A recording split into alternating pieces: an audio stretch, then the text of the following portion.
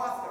He's an international speaker, and he's an advisor to global organizations. He's the pioneer of values thinking. His work has transformed feel-good conversations about human values into empirical data, which we can use so we can use science to understand what triggers people to do what they do. His mission is to end the use of demographic stereotypes.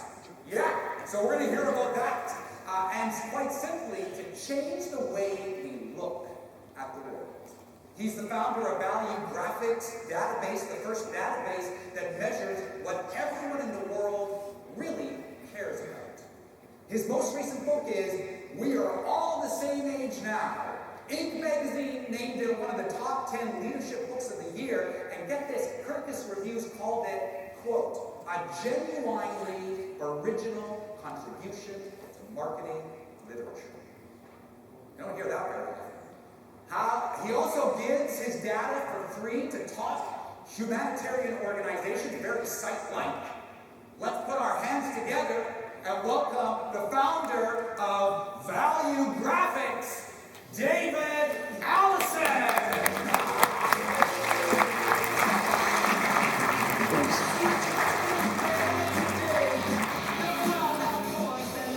What a good-looking group.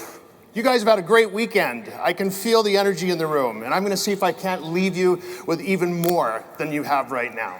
My name is David Allison, and I am the founder of Valuegraphics, and I'm going to do two things today, I hope.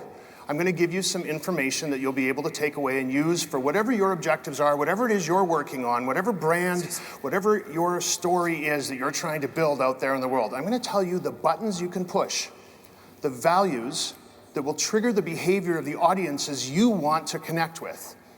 And at the same time, if we can all start to use values thinking instead of demographic stereotypes moving forward, we're going to change the way you look at the world. So I think the best place for us to start is at the beginning. Everything you can see right now, everything in this room and everything you've seen since you woke up this morning began its life in the same way. In a boardroom with a small group of people sitting around asking themselves one simple question. Who are we making this thing for? And the answer has always been about demographics, because we make everything in the world for people based on their age, income, gender, marital status, number of kids, education, all those demographic labels. And that's the fundamental problem. There was a time when demographics were destiny, but those days are over now. We've moved past that. Thanks to the flattening forces of technology, we can all largely choose to live however we like. Nobody acts their age anymore. Gender doesn't dictate what you can do.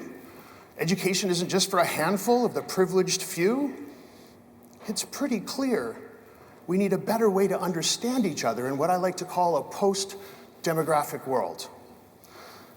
So we went out and we collected enough accurate data to earn a PhD several times over. We have 500,000 surveys now from around the world. 180 countries we've talked to in 152 languages. And in short, what we've learned is, what does everybody on the planet care about? What do we value? Because what we value determines what we do. Now that we have this data, we can build better companies, better services, better brands, better organizations, better messages, better institutions, whatever it is we're trying to do. We can make a version of it now that people actually value. And along the way, we can make a better world too. Because it turns out that the first step, if you want to change the world, is to very simply change the way you look at the world. So we're going to start by talking about Bob and Sally. Bob and Sally are my code names for every demographic description I was ever handed when I had my own marketing company. You're always in a boardroom and somebody always has a nice little write-up about who your target audience is. Let's call them Bob and Sally. Bob and Sally live in the suburbs, they have a house, Bob's a white-collar worker, his wife Sally likes to drive the kids to piano lessons, soccer games, whatever it is that they do. We would know something maybe about the brands they like, where they go to eat, what kind of food they like, where they like to go on vacation. Most of it very well-intentioned information, but all of it demographic and maybe a little bit psychographic, but that's it. That's all we knew. We were making stuff up. We didn't really know this stuff about people. We just figured it kind of worked last time. Let's do a slight variation on it this time. Our competitor's doing something similar to this, so this is what we should be doing as well. Now we know, based on this database we've built, that we were wasting at least 90% of our money trying to talk to Bob and Sally. My marketing firm focused on condominium developments, large-scale condominium developments. My clients were spending $300, $400, $500 million building their product. My job was to take $1 million and go away and build a sales center and a brochure and a website and a radio commercial and a TV ad and get people to come and buy those condos. And here's what happened. Every single time, 2 years later, after we'd spent all that money, we'd be at the ribbon cutting and we would see who had bought all those condos. And there wasn't a single Bob or Sally in the room. We had spent all that money talking to people who never came. They all came for other reasons. The people who were there, we had done something right, but we really weren't sure what it was. Well, now we know what we were doing. By accident, we had tapped into some values that those people had in common, regardless of how old they were, regardless of their education, their marital status, the number of kids, regardless of any of their demographic information. Here's the big problem. We start everything in this world with this list of numbers. I don't even have to read these out loud to you. In case you can't see them at the back, I'll go through them really quickly. 18 to 24, 25 to 36, 37 to 45, 36 to 54. You all know what these numbers are. I don't have to tell you what they are. That's how ingrained they are in our lives. The first job when we do anything is to pick one of these categories and say that's who our target audience is. And if that's who our target audience is, then obviously they must like this and they must hate that. Do I have to talk about millennials and avocado toast? Do I have to talk about baby boomers and minivans? I mean, all those stereotypes are how we spend millions and billions and trillions of dollars. And it starts with these numbers. And here's how ingrained they are. If you got a survey in your email tomorrow when you get back to your computer, and it asked you which category you fit into, and they didn't use these ones, you'd know. If they asked you, are you 17 to 27? You'd go, wait a minute, that's not the right numbers. These are the right ones. So what is it about these categories where you go to bed on the evening of your last day on this rock going around the sun at age 45, you wake up, you're 46, you're entirely a new person, and you get marketed to an entirely new way because you had one sleep? It's actually quite a bit of nonsense. Now we know numbers like this. We've collected those 500,000 surveys from around the world, and we've measured 420 different things, what people value, what they want and need and expect out of their lives. And if we isolate just baby boomers and say, how often do they agree on any of those things? How often do baby boomers agree on anything that it means to be alive and human in the year 2020 and walking on the planet Earth? Baby boomers agree with each other 13% of the time. That means 87% of the time, baby boomers disagree on everything. How can you target a group of people who disagree on everything 87% of the time if you do everything perfect?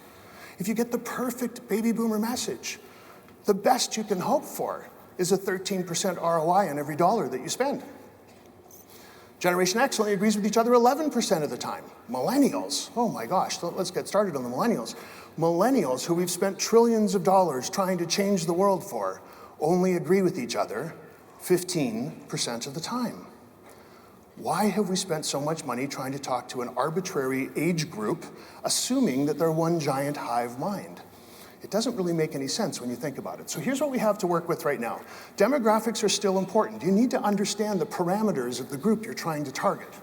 I'll go back to my days in the real estate business.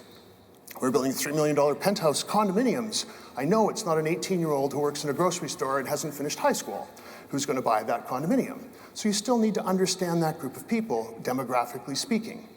Psychographics are a record of how people have behaved around a particular product or service so far. So let's talk about the tourism industry. You might have a psychographic fact about a group of people that they travel 3 times a year. That's psychographic information that's useful to know.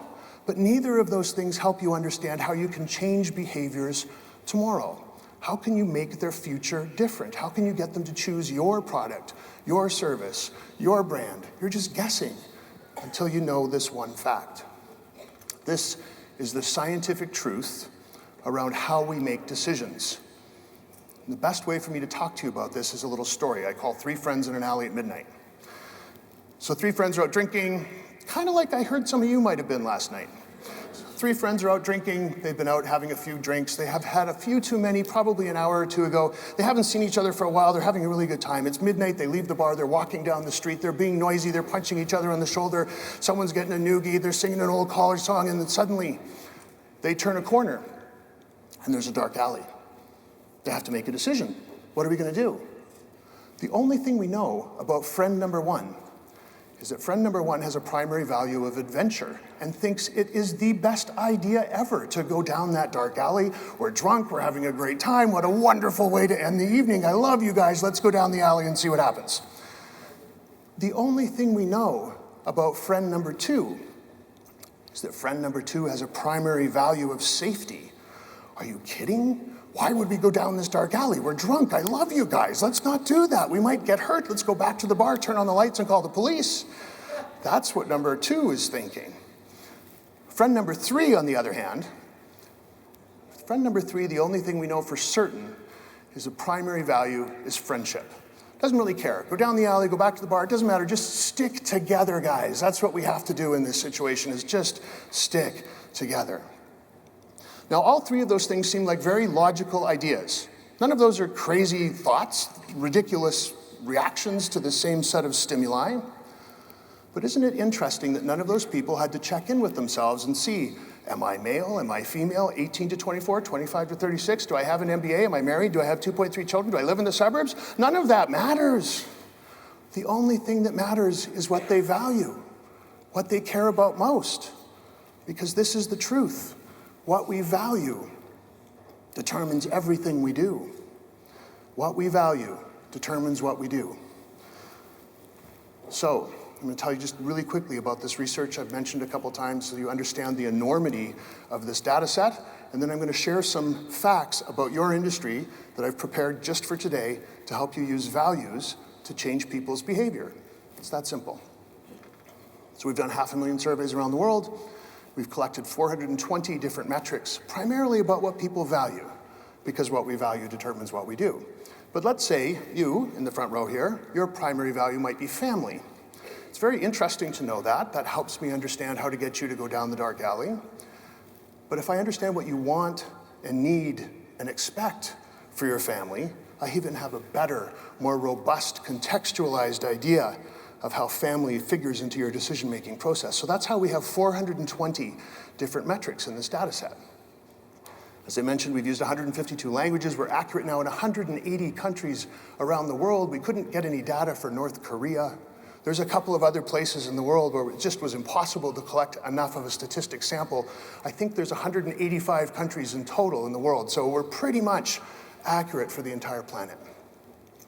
What's important about this data is that it's not just a whole bunch of data. I need a glass of water here. Take the one without the lipstick.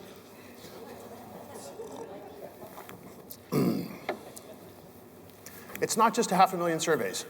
It's what we call a random stratified statistically representative sample of the population, which is a lot of fun to say at a party as long as you haven't had too many martinis. It basically just means it's an exact replica in miniature of the real world. We proportionately have the same number of men, women, black, white, young, old, rich, poor, educated, uneducated, as the real world does. So whenever we pull data out of here, it's incredibly accurate.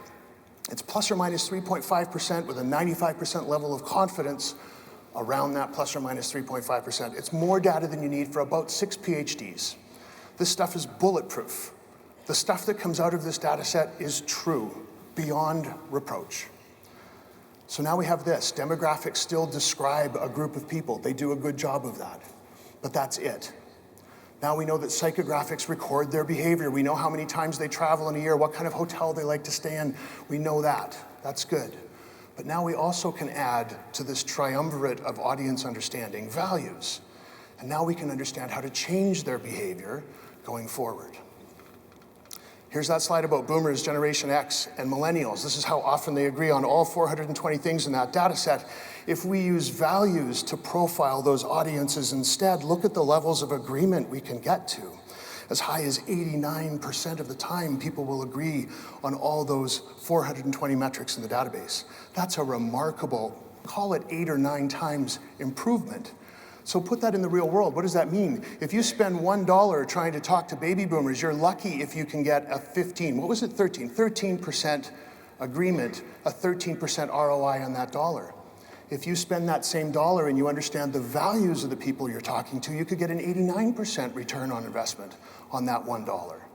And even if we're half wrong, which we're not, we're plus or minus 3.5% wrong, but if we're half wrong, we can only 4x the impact that your dollars are going to have with this data I'm about to share with you. It's still worth experimenting with and giving it a try and using values thinking inside your organization. There's that 8x agreement, 8x influence that you're going to have on all kinds of different aspects of what you're doing. You can use it to form internal culture. You can use it to help you understand what kind of products and services you're building, and of course, how you communicate about the products and services that you've built. We deploy it in a few different ways.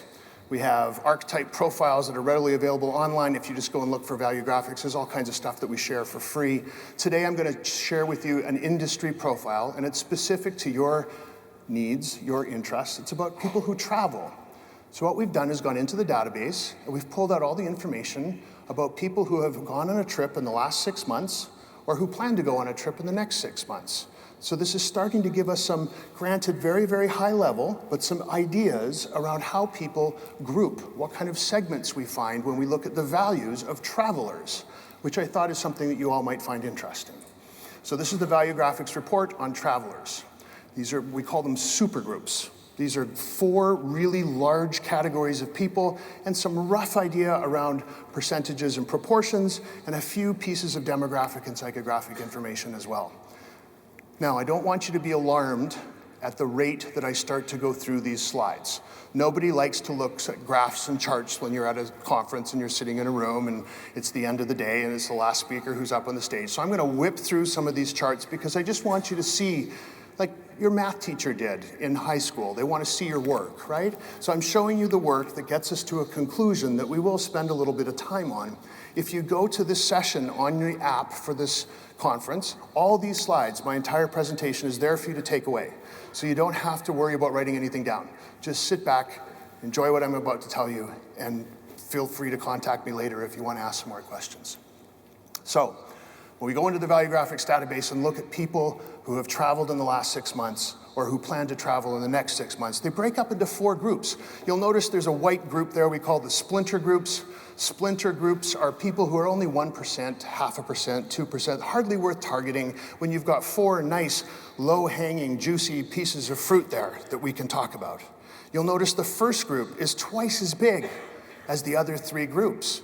It's the most important by 2 times in terms of what the motivations, the values are amongst those people and why they travel. So let's start with them. We call them the personal growth travelers. Now, none of this will be revelatory to you, but now it's statistically and accurately proven with 500,000 surveys around the world that people who travel for personal growth are the largest segment of the traveling public. They value personal growth experiences. They're not interested in experiences unless somehow it makes them a better version of themselves than they were today. They want to be better tomorrow in all aspects of their life. Yes, around travel, but also every other decision they make. If you're a hotel, let's say, and you're trying to attract this group, this largest group of travelers, checking into this hotel has to make me feel like I'm going to grow somehow. I'm going to be better having stayed here than if I had stayed somewhere else. And these folks will be there. They will come down this dark alley because this is the value that they hold most dear. They have multiple travel plans in the works at any given moment in time. They have 2 or 3 things they're thinking about. They're working on something. They're talking to their wife about another thing. They're doing whatever it is they need to do. But they've always got a whole bunch of ideas of how they want to travel next, and they're all about personal growth. They're very non-materialistic. It's not about going away and coming back with something. They don't need to collect things. They don't come back with 10 masks they bought while they were in Bali. They don't do any of those sorts of things. If they do, it's just by happenstance. It's not the goal. Other groups, it is, but not this group. We're going to go next to the personal experience travelers. Slightly different group. This is that next group in the teal color, we'll call it. They're slightly smaller. They're half the size of the first group and the same size as the following three groups. So personal experience travelers, a couple of demographic facts we just lifted off the top so that I don't run over on my time today. Personal experiences are interesting for them if it has something to do with personal growth, but it's not mandatory. The first group, it's mandatory. Must be about personal growth. This group is like, oh, okay, personal growth's kind of interesting, but other things could happen as well. There could be other reasons. Now they're planning to do certain things in the future. They're also spontaneous. The other group isn't. They have multiple plans, but they're all about planning. These are also a non-materialistic segment. They're not really into collecting objects. It's not about the stuff they bring home with them. The stuff for them is the experience. Then we have the shared experience travelers. These people get their belonging needs met by sharing experiences with other travelers. Now let's talk about belonging for a moment. Across our entire data set, the number one thing that all of us are looking for, regardless of our age, our income, our education, our background in any way, the one thing we're all looking for more than anything is a sense of belonging. We want to belong. We're looking for that, we're searching for that, we're hunting for belongingness. And for these people, it's those shared experiences where they get that sense of belongingness. You best feed into that if you want these people to be interested in whatever it is you'd like them to be interested in. They plan and budget all of their travels well in advance. These are very, very detailed, very future-focused planners. And they will want a physical reminder of whatever it is that they've done. Wherever they've gone, whatever destination they've been to, they want to bring something home. They will decorate their homes with these objects and use them as mementos and memory triggers and ways to talk to other people and continue to share that experience over and over again with anyone who happens to walk into their living room. They get to reshare that experience.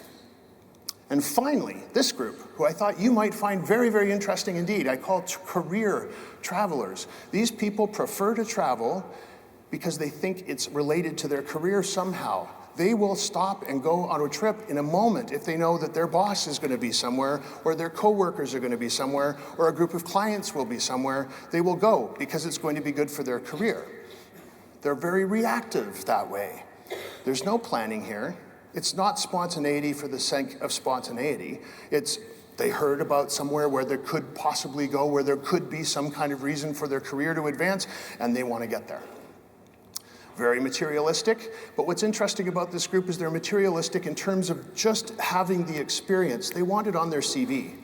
They want to say that they came to this conference. They're going to tell everybody about that because it shows commitment to the career, commitment to the profession to come to these kinds of events. That's why they want to travel. So that's all interesting. There's demographics and psychographics about the four groups that you need to be trying to focus on if you're going to try and influence travelers to come down that dark alley at midnight. Now we're going to talk about the buttons you need to push. This is the stuff that no one has ever shared with you before because this database has never existed before. Think about it like the world's largest grocery store, the infinite grocery store. This is what we've been doing so far. We walk up and down the aisles in the grocery store and we say, you know what, everybody loves Oreos. Let's try using Oreos as a way to talk about our product or our service or our brand, and bananas and peanut butter. We put some things in the shopping cart, we go home, we try it this year. Works maybe a little bit, doesn't, I don't know. Kind of go back to my condo days, trying to sell for real estate developers. We would try all kinds of things, and sometimes it worked better than others, but largely you're just going up and down the aisles in the grocery store and hoping that you find an ingredient that everybody likes.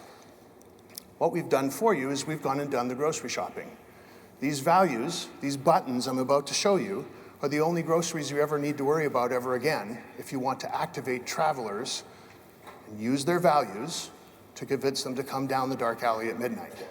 Your job now is to just sit back and think about what's possible once you know these buttons. I'm going to show you a couple quick examples of how other groups in other industries have used their values to make some decisions, so you see how this works, and then I'll show you yours. We did some work with a banking group. We found two values for one segment of their audience were relationships and status. The question this group had posed was, how do we get more people to come to our physical bank branch? In an age of digital everything and digital banking, we want people to come into our branch. Well, we found this very large and important segment for them. 2 of their values were relationships and status. What these people want is the Jason Bourne banking experience. They want to go into a bank with black and white checker tiles on the floor. They want to see marble pillars. They want to have a digital eye scan and a fingerprint. They want somebody to bring them a glass of Pellegrino on a silver tray and be wearing a suit and a tie. And the formality and the status and the ambition that that would signal to them would bring their values in alignment with that entire experience. Not to single out anybody in particular, but if you think about Capital One savings in the United States right now, they've just spent how many tens of millions of dollars becoming a bunch of coffee shops. This group is not interested in going to a bank and having somebody make them a cappuccino and talk to them about their retirement plan and offer them a cookie. What they want is not a cookie, is not a barista. They want a banker in a suit who makes them feel like they have a great relationship and some status. Here in Canada, we've recently legalized cannabis. We had a group come to us and say, all the people who aren't using cannabis now that it's legal, who's going to be using cannabis? What are their buttons? How do we use values to get them to buy our particular product? We found one very important segment for this group. We call them the cannabis healthy health nuts. We call them that because they have no health issues whatsoever. There's no glaucoma, anxiety, sleep disorder, depression. Any of the things that cannabis is normally prescribed for were absent in this group. They just thought it would make them healthier. It was like a multivitamin, as far as they were concerned. They just wanted some cannabis in their system. So this group, knowing that family and health are 2 of the buttons to push, they made things that look like multivitamins. They made them look very, very clinical, very scientific. They come in a white bottle with a white label. They come in a ripstop nylon package and then a child-proof container inside. They made them taste not really good and purposely not look like candy. And then on the packaging, they said, we did all of this because you're kids, because family. So we triggered health, we triggered family, and we gave them the multivitamins that they were looking for. Okay, here's yours. For each group. Now this is why you're going to want to go download these slides, because I don't have time to go through all these values with you. I just want you to see that for personal growth, the number 1 value is belonging up at the top there. And there's a list of values, a list of buttons you can push to get that group, the personal growth group, to come down the dark alley that you're trying to get them to come down. Starts with personal growth, experiences, self-expression, health and well-being. These are the triggers you need to use to get these people to behave the way you would like them to behave. Personal experience travelers, they have a different set of values. Shared experience travelers have yet a different set of values, and career travelers have yet a different set. And here's the important part. Some of them repeat all the way across. Some values are the same for all 4 of those segments. So assuming that you want to attract all 4 of those groups, here's your master list. All you need to do to get all 4 of those segments of travelers interested in coming down the back lane that you're particularly keen on is talk to them about how it's going to bring out a sense of belongingness, that it's about personal growth experiences, loyalty. The travel industry has figured out loyalty a long time ago.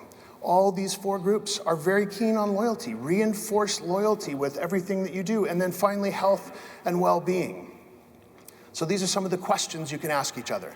You should be sitting around next time you're having a brainstorming session, instead of going through that grocery store and just pulling randomly anything you can think of off those shelves and hoping something works. Brainstorm specifically around these buttons, around these triggers. Ask yourselves questions like this. How can we, in our offering, strengthen messages and programming around personal growth? That's going to get a significant portion of these people very excited about what it is you're trying to do. How can you always and everywhere be about personal growth? How can you make everything into an experience? I want to tell you a quick anecdote about this hotel. I stayed in the Douglas last night. And I woke up, and I'd been here 2 nights actually, and I came up, the housekeeper had been in the night before, or the day before. The housekeeper had not been in the night before. The housekeeper had been in after I had been in the room to clean, because I had been in the room. And she left behind a little bottle of mouthwash. No big deal. But instead of the mouthwash being just one of the amenities on the counter, there was a handwritten note saying, I thought you might like some mouthwash, so I left this for you. Suddenly getting the little amenity of mouthwash was a big deal. That was a beautiful little experience. I saved the card. I've got it up in my room. Show loyalty to them. Make loyalty a tangible, touchable, feelable thing, regardless of what it is you're trying to get people to do, what dark alley you're trying to get them to come down. So you get the picture. For each one of those lists of values, look at each of those words, each of those buttons, each of those triggers for behavior, and think about that story about the dark alley. If you want that group to come down the dark alley, talk to them about those things. Be those things. One thing you can do is look across all four like we did today and say those are the values that work for the entire segment. And if you want to just talk to them broadly like that, those values will work for you too. If we do this, here's what I hope the new beginning will be. Everything in this room, everything you can see right now, and everything you've seen since you woke up this morning began its life in a small room with a group of people sitting around asking themselves one simple question. And that question had nothing to do with how old they were, how old our customers are, what gender they are, how much money they have. The question we ask before we begin anything from this point forward can be, what do they have in common? What do they care about? What do they value? And if we do that, I think we're going to end up with a much, much better world than this divisive one that we seem to be trying to survive through today. That's it. Thank you for your attention.